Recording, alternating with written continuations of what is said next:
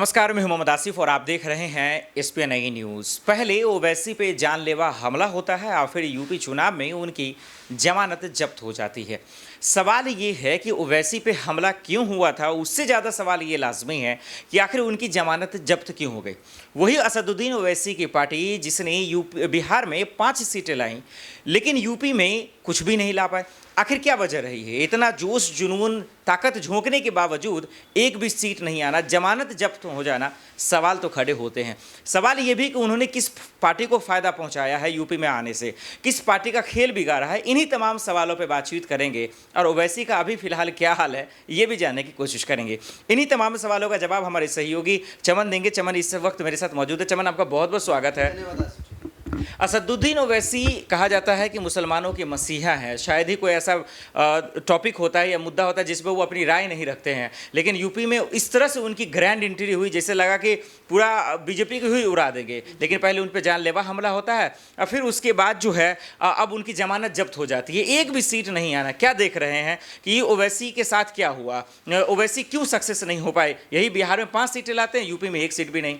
देखिए, ओवैसी सक्सेस इसलिए नहीं हो पाए क्योंकि कहीं ना कहीं हमें देखना होगा कि जिस तरीके से उन पे हमला हुआ, सरकार ने अपना काम किया। सरकार उन्हें सिक्योरिटी दे रही थी, सुरक्षा दे रही थी, लेकिन वो कह रहे थे कि मैं सुरक्षा नहीं लूँगा। इससे साफ तौर पे जाहिर है कि आप सरकार को बदनाम करना चाहते हैं, कि सरकार जो है मतलब सरकार में जो है कहीं ना कहीं मतलब लापरवाही बरती जा रही है, लचरता है। इस चीज़ को देखिए, आप अपने हमले को कहीं ना कहीं सियासी रंग दे रहे हैं। जनता ने ये देखा कि किस तरीके से उनके हमले को वो खुद सियासी रंग देते हुए नजर आ रहे हैं। देखिए, अगर किसी भी व्यक्ति पे हमला होता है तो उसे अपनी जान की परवाह होगी और सबसे पहले वो चाहेगा कि मुझे सिक्योरिटी मिले, चाहे वो प्रशासन से हो, चाहे वो सरकार से हो, जिस तरीके से हो मेरी जान सुरक्षित रह सके। लेकिन किसी व्यक्ति पे अगर हमला होता है और सरकार उन्हें खुद सामने से कह रही है कि हम आपको सिक्योरिटी प्रोवाइड कर रहे हैं, फिर भी आप सिक्योरिटी को इनकार कर देना। एक सांसद पे हमला होना एक बड़ा सवाल होता है। लेकिन मैं ये पूछना चाहता हूँ चमन कि हमला जो हुआ उसको छोड़ देते हैं, वजह क्या थी, तमाम चीज़ों पे बात कर चुके हैं।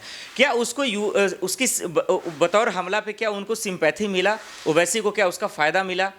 देखिए, कोशिश तो यही थी और कयास भी यही लगाए जा रहे थे उस समय। पूछूंगा फायदा क्यों नहीं मिला? देखिए, फ़ायदा ना मिलने का कारण है, देखिए पहली बात तो 77 उम्मीदवार उन्होंने अपने चुनावी मैदान में उतार रखे थे और जो उम्मीदवार थे वो कद्दावर नेता थे सभी के सभी। अब फ़ायदा ना मिलने का कारण ये होता है कि आप जो है आपकी जिस तरह की बयानबाजियाँ हैं, आपने जैसे जिस प्रकार से जैसे आप कहते हैं कि बीजेपी जो है धर्म का कार्ड खेलती है, बीजेपी जो है हिंदुत्व का कार्ड खेलती है, तो उन्होंने भी कहीं ना कहीं जो मुस्लिम बहुल वोट बैंक है उन्हें बांटने की कोशिश की, उन पर उनका फोकस ज़्यादा था। जब आप कह रहे हैं कि मुसलमानों को तोड़ने की कोशिश की गई, उसके वोट का जो है बंटवारा हुआ, तो सवाल ये है अब चमन कि आखिर असदुद्दीन ओवैसी से किस पार्टी को फायदा हुआ? क्या वो समाजवादी पार्टी रही, क्या वो जो है बीजेपी रही, या फिर क्या वो कांग्रेस का खेल बिगाड़ कर वो चले गए? किसका खेल बिगाड़ा उन्होंने अगर उनको सपोर्ट नहीं मिला मुसलमानों का? देखिए, खेल बिगाड़ने की बात रही तो अभी असदुद्दीन ओवैसी जो है किसी के पक्ष में नहीं गए, ये हमें देख रहे हैं हम लोग। और रही बात समाजवादी पार्टी की, तो कितनी बार वो समाजवादी पार्टी के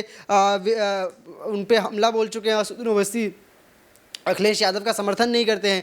और रही बात कांग्रेस की तो स्थिति हम वर्तमान में हम सभी जान रहे हैं कि कांग्रेस की क्या स्थिति चल रही है, कांग्रेस की किस प्रकार से नैया डूबने वाली है, हम सब जान रहे हैं किस तरीके से कांग्रेस की चीज़ें चल रही है। कांग्रेस के आला कमान जो है अपनी चीज़ों में सुधार लाने के लिए लगातार कोशिश कर रहे हैं और नए फैसले निकालने की कोशिश कर रहे हैं, नए आइडियाज़ निकालने की कोशिश कर रहे हैं। अब बात आती है कि फ़ायदा किसको हुआ। देखिए, इसमें फ़ायदा जो है असदुद्दीन ओवैसी ने अपनी पार्टी को ही फ़ायदा पहुँचाने की कोशिश की है कि मेरी पार्टी को फ़ायदा मिल सके। अगर मैं इतनी सीटें भी जीत जाता हूं, देखिए जीतना तो मुमकिन नहीं था उनकी पार्टी को, वो भली बातें जानते हैं, लेकिन अगर किसी दूसरे पार्टी को गठबंधन में जोड़ करके भले नतीजों के बाद गठबंधन में आया जाए, उसके बाद अगर वो कोई पद मांग देते तो वो बड़ी बात थी। असदुद्दीन ओवैसी पे जो आरोप लगे चमन, मैं उससे सवाल लेने से पहले ये लेना चाहूँगा कि उनकी जमानत जब्त क्यों हुई? मुसलमान का ही तो फिर साथ क्यों नहीं मिला? बाकी तो जातियों को छोड़ दीजिए, क्योंकि यूपी में जातियों का समीकरण होता है, चाहे वो ब्राह्मण हो, चाहे फिर वो दलित हो, समाज हो।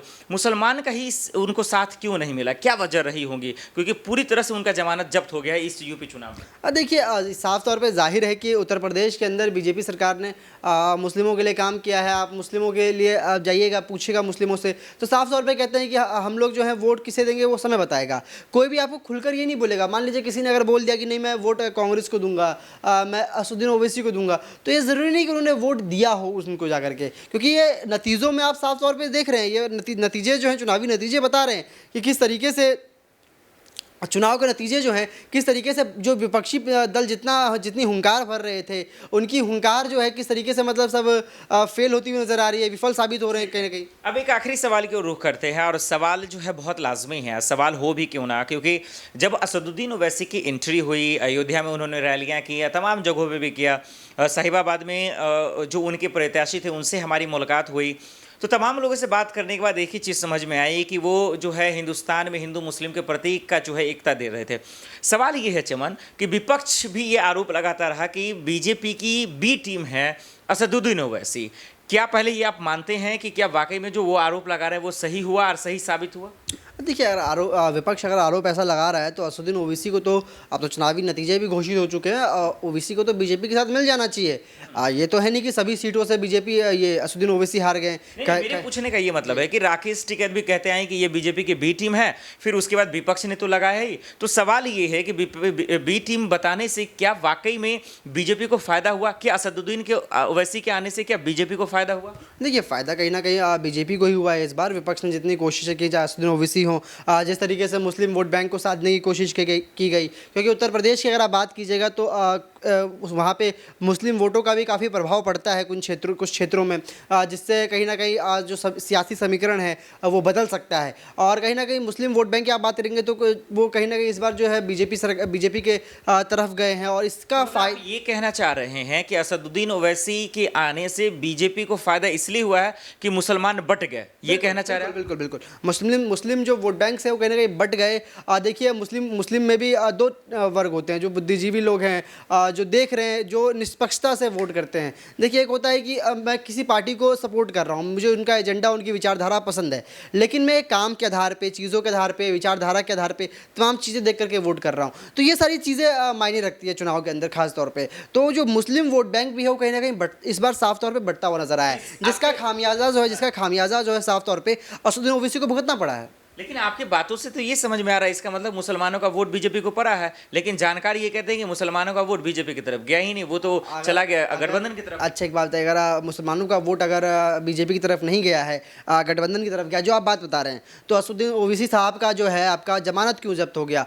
जमानत क्यों जब्त हो गई उत्तर प्रदेश के अंदर? ऐसा तो नहीं कि उन्होंने एक सीट पर उम्मीदवार उतार रखे हैं। 77 उम्मीदवार उतारना उत्तर प्रदेश के अंदर, इतना बड़ा प्रदेश है, 77 उम्मीदवार हैं, उनके 77% प्रत्याशी हैं, तो वो बहुत बड़ा वोट बैंक है। अगर वो सारे मुस्लिम अगर उनके प्रत्याशियों को भी वोट करते तो वो एक दबदबा बना लेते, विपक्ष के तौर पे भी वो कहीं ना कहीं दूसरे नंबर पे होता। अगर पहले नंबर पे समाजवादी पार्टी आती विपक्ष के तौर पे, तो दूसरे नंबर पे असदुद्दीन ओवैसी साहब आते। लेकिन नतीजा इसका बिल्कुल विपरीत निकल कर आया है कि उनकी सीटें जो हैं, उनकी जमानत जो है जब्त होती हुई नजर आ रही है साफ तौर पर।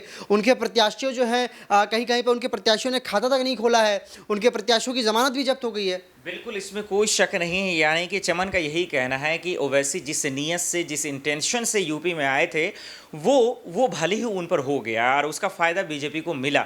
वजह ये रही कि विपक्ष भी आरोप लगाते रहे, सवाल ये भी कि हमला हुआ नहीं था, करवाया गया था, ऐसा आरोप लग रहे हैं, और उसका फ़ायदा कहीं ना कहीं मिला है, बीजेपी को मिला है। लेकिन जो नतीजे आए हैं उससे साफ जाहिर है कि ओवैसी किसके लिए काम किया, किसका बिगाड़ दिए, वो तो हम सब ने देखा है। लेकिन ओवैसी के लिए कुछ भी नहीं हुआ। वाकई में चाहे हमला हो या कुछ भी, ओवैसी का जमानत जब्त हो गया और वो अपने लिए जिस इंटेंशन से आए थे वो पूरा नहीं हुआ है। इसीलिए हाथ खाली लेकर जो है वो चले गए। बिहार से जो उम्मीद की थी वो उन्हें मिल गया है। अब देखना होगा कि बाकी राज्यों में उनका क्या उनका इंटेंशन रहता है और वहाँ किस तरह से जो अपने उम्मीदवारों को उतारते हैं। फिलहाल के लिए इतना ही, बाकी खबरों के लिए देखते रहें SPNI न्यूज़। नमस्कार।